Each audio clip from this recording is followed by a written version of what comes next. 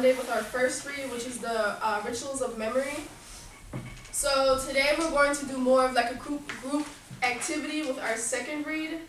So while we're working in groups, just remember to use your inside voices.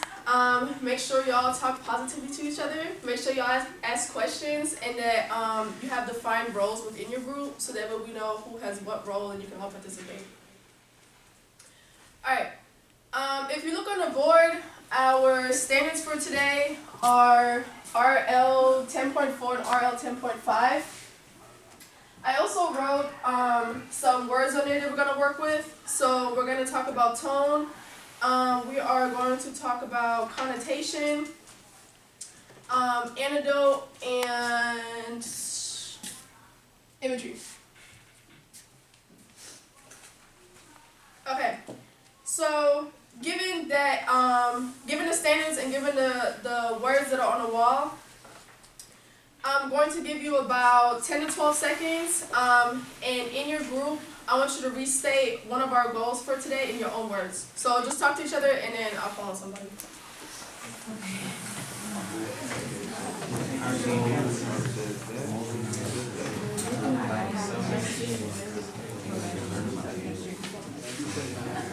And then here, paragraph 8, it says my language.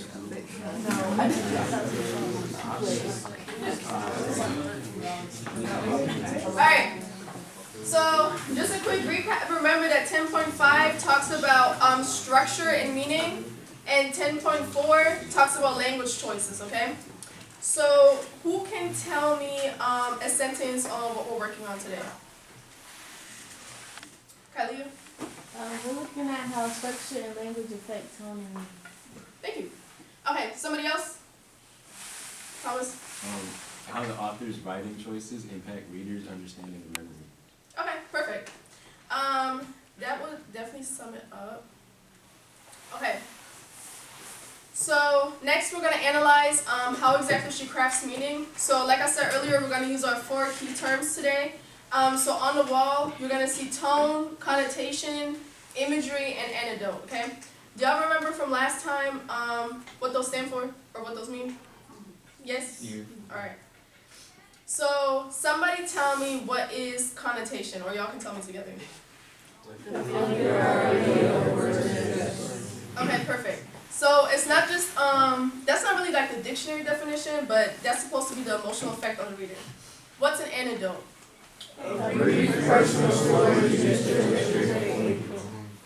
Okay, perfect. So now we're going to do our second read of the text. So make sure y'all have your workbooks open to page 15.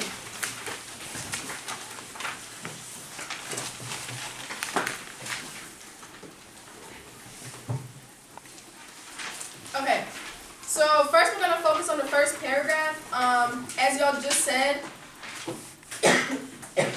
an anecdote is a short personal story that the author uses to open up the text. And that's exactly what paragraph number 1 is. It's supposed to be an anecdote.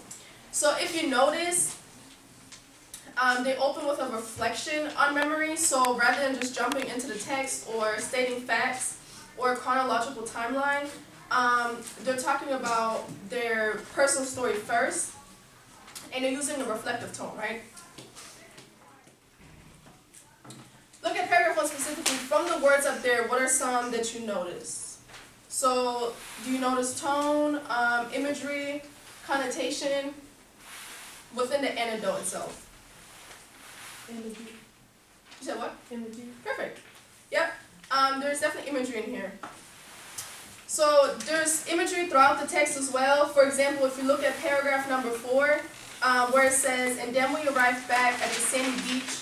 The men brought out drinks from the trunks of their cars. Laughter and talk sprang up. Picnic fruits came out, and people would disperse again to their own families."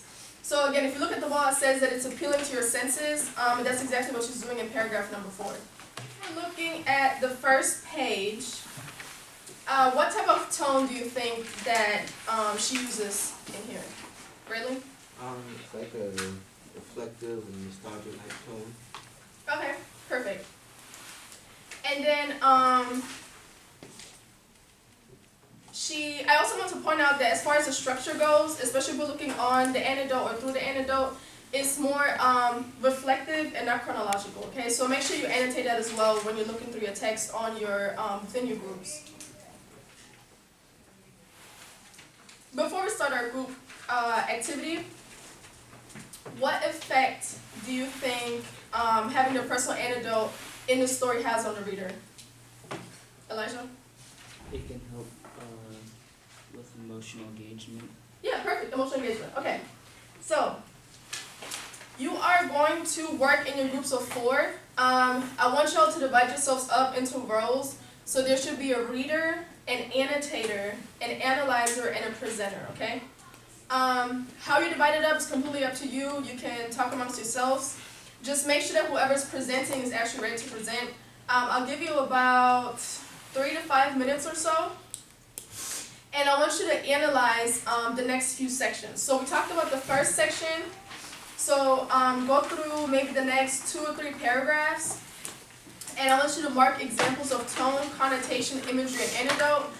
So if you want to look up again, they're up here on the board in case you forget.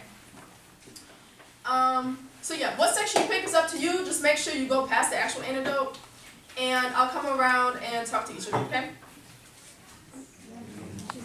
It's like putting an image in our mind and allowing us to imagine we're there.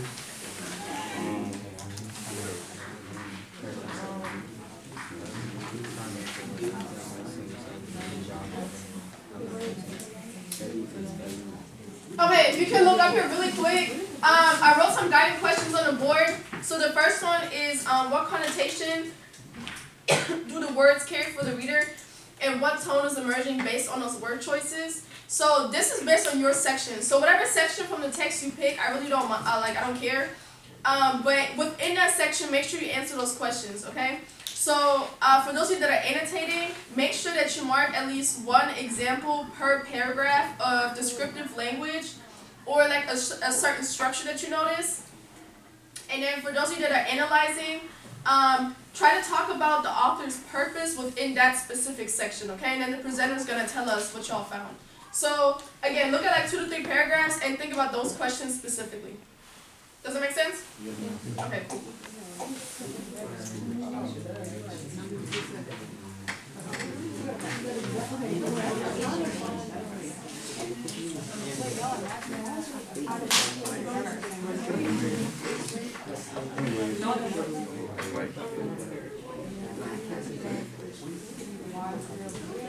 But I was saying like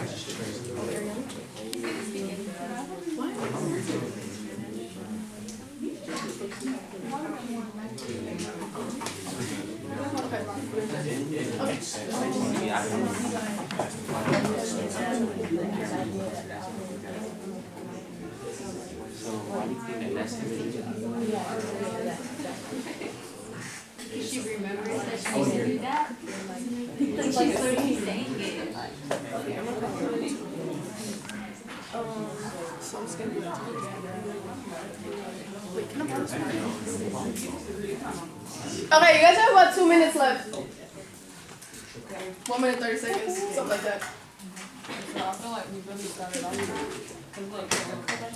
Alright, let's bring it together because we have a couple more things to do after this. So I'm going to call in some groups to share what they discovered. So if you were picked as a presenter, just make sure you present what you found. And share at least 1 insight that your group thought was the strongest. So, Addison, what did y'all find? We noticed imagery in paragraph 3 that makes the memory vivid and personal for the reader. Alright, good job. Imagery is definitely throughout the reading. Aaliyah, what about your group? We found that Blazer's tone becomes more nostalgic as she describes cultural traditions. Okay, good job. What about Tyler? The anecdote in paragraph 4 deepens the meaning by showing how cultural memory stays alive through rituals. Okay, perfect. Alright, so you're going to work in the same groups, except we're going to take a step further, okay? So, let me clear this.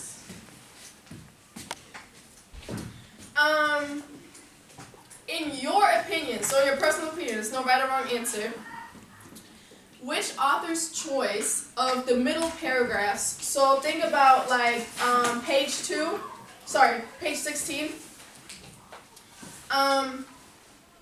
Which author's choice in the middle paragraphs has the greatest impact on the reader? Imagery, connotation, tone, or anecdote. So you have to choose one, okay? Which one do you think affects the reader the most? Is it, and look at those 4 words up there again, okay? So imagery, connotation, tone, or anecdote. You're not picking 2 or 3, you're picking just one. Which one do you think is the most effective? So I'll give you about 30 seconds or so to talk amongst yourselves.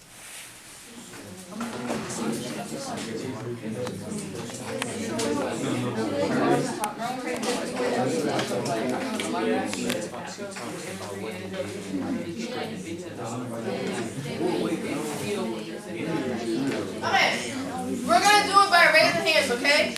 So if you feel like imagery is the most effective, raise your hand, please. Okay. What? I don't know what that means, but okay. If you feel like connotation is the most effective, raise your hand. Nobody? What about tone? Tone. And what about the anecdote? Okay. Alright, so I'm gonna come around and actually Jakari's gonna come around and he's gonna hand you each an index card. Thanks.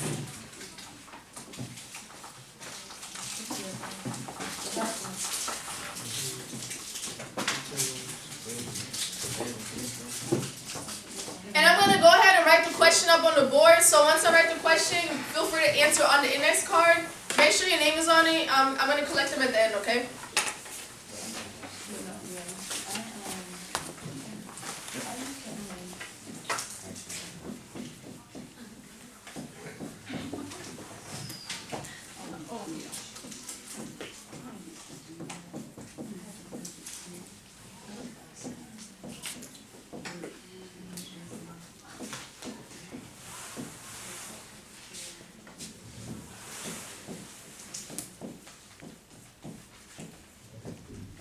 Okay, I hope y'all can read that. If you can't, you can move up. But what I want you to answer on the index card is how do Blazer's structure and language choices work together to shape the tone and overall meaning of the text? Use at least one of our focus words from today. So the focus words, again, are those words up there: tone, connotation, imagery, and anecdote. So make sure you use at least one in your answer, okay? And you can just write it on the index card. Also, make sure your name is on the index card. Please. Thank you, Jakari. I'm going to give you all about 2-ish minutes to answer that.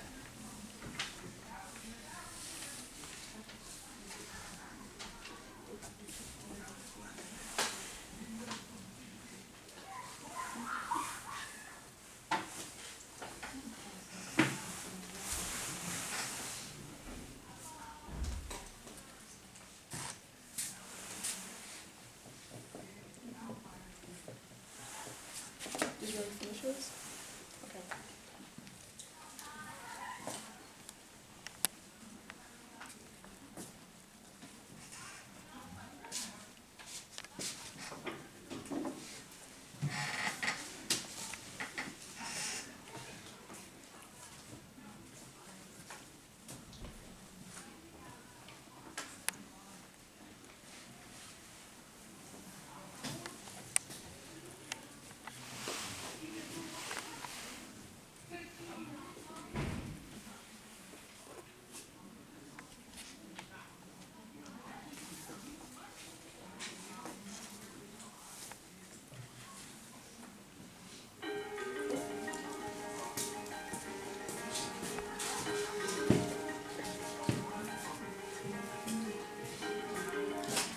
Miss Mason? Yes. You give me a couple minutes, okay? Thank you. Bye. Alright, for the sake of time, we're going to move on. If you need to finish, you'll have a couple minutes afterwards.